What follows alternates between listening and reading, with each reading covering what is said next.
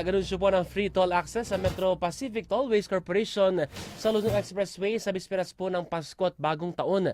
Waive ang toll sa NLEX, SCTEX, NLEX Connector, Cavitex at Calax mula po December 24, alas 10 ng gabi hanggang araw ng Pasko, December 25, alas 6 ng umaga.